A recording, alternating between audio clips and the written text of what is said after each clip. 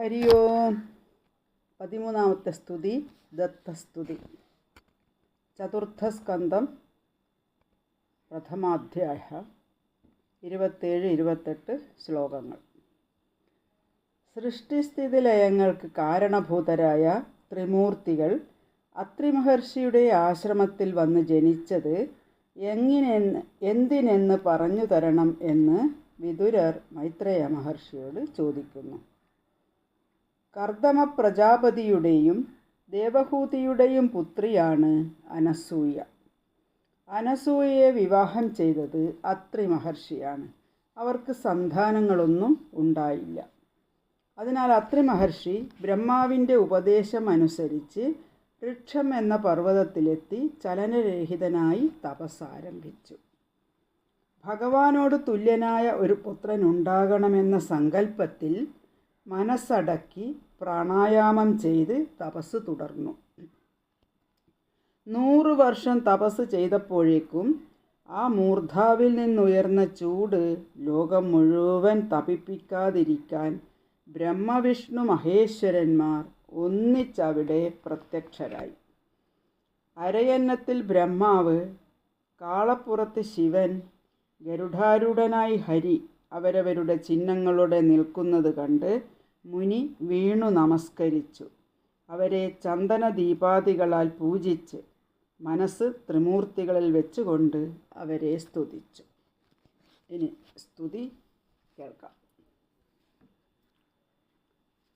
അത്രിരുവാച വിശ്വോദ്ഭവസ്ഥിതിലയേഷു വിഭജ്യാനേ മായാഗുണൈരനുയുഗം വിഗൃഹീതദേഹ തേ ബ്രഹ്മ വിഷ്ണു ഗിരിശാ പ്രണതോസ്മ്യഹം തേഭ്യഃ കയേവ യേ ഭവതാമ ഇഹോപഹൂതഃ ഏകോ മയേഹ ഭഗവാൻ വിവിധ പ്രധാനേ ചിത്തീകൃത പ്രജനനായ കഥം नु യൂയം അത്രാഗതസ്തനുഭൃതാം മനസോപി ദൂരാ ബ്രൂത പ്രസീദത മഹാനിഹ വിസ്മയോ മേ.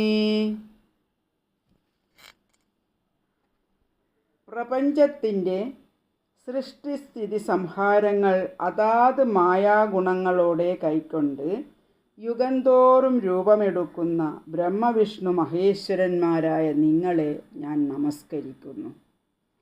ഏകനായ ദൈവത്തെയാണ് ഞാൻ പ്രാർത്ഥിച്ചത്, ഉപചാരങ്ങൾ കൊണ്ട് സന്താനത്തിന് ധ്യാനിച്ചത്. അത് നിങ്ങളിൽ ആരാണെന്ന് പറഞ്ഞു തരണം. അങ്ങനെ മേധാവിയായ ഭഗവാൻ എൻ്റെ പുത്രനായി വരണമെന്ന് ഞാൻ ആഗ്രഹിക്കുന്നു. നിങ്ങൾ എങ്ങനെ ഇവിടെ വന്നു ചേർന്നു എന്നും അരുളി ചെയ്യണം. ഇങ്ങനെ മഹർഷി പറഞ്ഞതു കേട്ട് ത്രിമൂർത്തികൾ മധുരമായി പറഞ്ഞു, അങ്ങയുടെ സങ്കല്പം തെറ്റിയിട്ടില്ല. അങ്ങ് ആഗ്രഹിച്ച ആൾ തന്നെയാണ് വന്നിരിക്കുന്നത്. ഞങ്ങൾ മൂവരും ഏക തത്വസ്വരൂപൻ ആണ്. അതിനാൽ ഭവാന് 3 പുത്രന്മാരുണ്ടാകും. ഇങ്ങനെ ഇഷ്ടവരം നൽകി ത്രിമൂർത്തികൾ പോയി. ബ്രഹ്മാംശത്തിനാൽ സൗമ്യനായ സോമനും, വിഷ്ണു അംശത്തിൽ യോഗീന്ദ്രനായ ദത്താത്രേയനും, ശങ്കരാംശത്താൽ ദുർവാസാവും അത്രി മഹർഷിക്ക് പുത്രന്മാരായി ജനിച്ചു. മനുപുത്രിമാരുടെ വംശപരമ്പര പറയുന്ന കൂട്ടത്തിൽ പ്രസൂതിയുടെയും ദക്ഷപ്രജാപതിയുടെയും പെൺമക്കളിൽ 13 പേരെ ധർമ്മദേവന് വിവാഹം ചെയ്തു കൊടുത്തു. അതിൽ സദ്ഗുണസമ്പന്നയായ മൂർത്തിദേവിക്ക് നരനാരായണന്മാർ ഉണ്ടായി. അവരുടെ ജന്മത്തിൽ ഈ ലോകം എത്രയും സന്തോഷിച്ച് അതിനെ അഭിനന്ദിച്ചു. ആകാശത്തിൽ ദേവവാദ്യഘോഷങ്ങൾ മുഴങ്ങി പുഷ്പവൃഷ്ടിയുണ്ടായി. ദേവനാരികൾ നൃത്തം ചെയ്തു. ഇങ്ങനെ പരമമംഗളമുണ്ടായി. അപ്പോൾ ബ്രഹ്മാദികളായ ദേവന്മാരെല്ലാം നരനാരായണന്മാരെ സ്തോത്രങ്ങളാൽ സ്തുതിച്ചു. നമുക്ക് അവരുടെ സ്തുതി കാണാം. പിന്നെ സാരാംശവും. ദേവാ ഊചുഃ യോ മായയാ വിരചിതം നിജയാത്മനീതം ഖേരൂപഭേദമിവ തത്പ്രതിചക്ഷണായ ഏതേന ധർമ്മസദനേ ഋഷിമൂർത്തിനാദ്യ പ്രാതുശ്ചകാരപുരുഷായ നമഃ പരസ്മൈ. സോയം സ്ഥിതിവ്യതികരോപശമായ സൃഷ്ടാൻ സത്വേന നഃസുരഗണാനനുമേയ തത്വ. ദൃശ്യാതതഭ്രകരുണേന വിലോകനേന യശ്രീനികേതമമലം ക്ഷിപതാരവിന്ദം.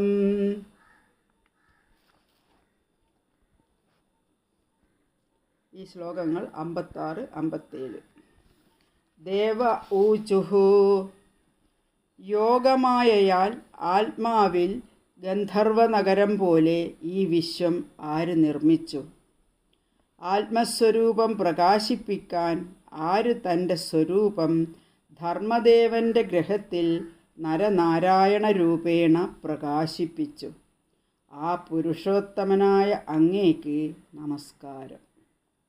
അവ്യക്തസ്വരൂപനും അപാര കാരുണ്യവർഷിയുമായ ഭഗവാന്റെ നേത്രത്താൽ ധർമ്മമര്യാദാ സങ്കരം വരാതെ രക്ഷിക്കാൻ സത്വഗുണത്താൽ സൃഷ്ടിക്കപ്പെട്ട ദേവന്മാരായ ഞങ്ങളെ നോക്കി അനുഗ്രഹിക്കട്ടെ.